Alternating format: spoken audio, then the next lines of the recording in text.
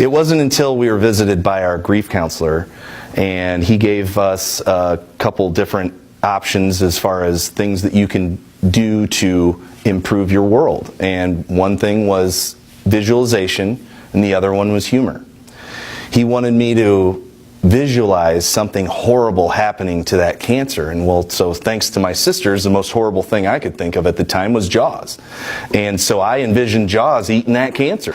And so then humor, I already had humor in my life, but that man opened up a section of my brain that to this day still has not shut off. And so no one was safe. My friends weren't safe, my parents weren't safe, my sisters weren't safe, and certainly the cancer was not safe because I was going to be making fun of that too.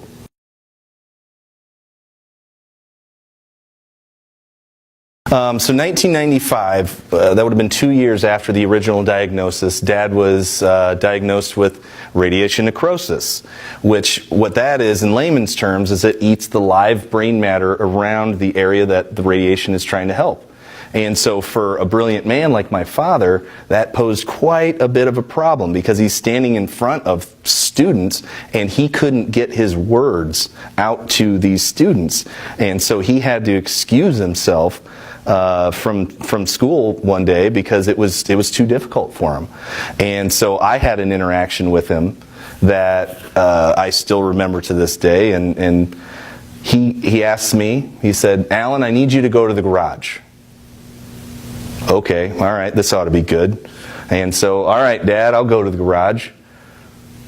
All right, I'm in the garage. What do you want? You need to be in the garage. I'm in the garage, old man. What do you need? What day is it? It's garbage day? Monday? Yes, I need you to do the garbage. The look of relief came over his face, but I didn't see it at the time because I was too caught up in my own funk to realize that I helped him with that situation, come up with that word, but I was so upset that I couldn't see it. I didn't want to see it. And so that's when my frustrations really started coming out was, why can't my dad ask me to take out the garbage like a normal father would? Why does he have to be like that? And so then began my new life with my new dad.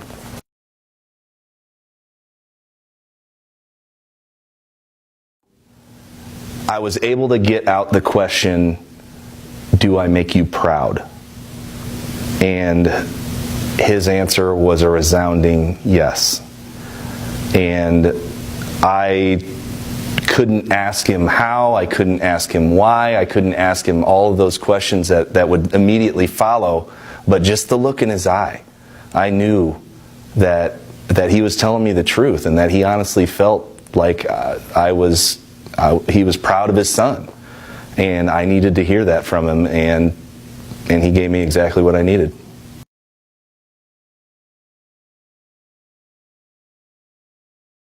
He still to this day jokes right alongside. He laughs. I'll challenge him to a foot race, which he's physically handicapped. He's in a wheelchair. And he's like, yep, okay, all right. And so I'll challenge him to a foot race, which obviously I'm going to win, but it's having that kind of fun with him, treating him like a human still.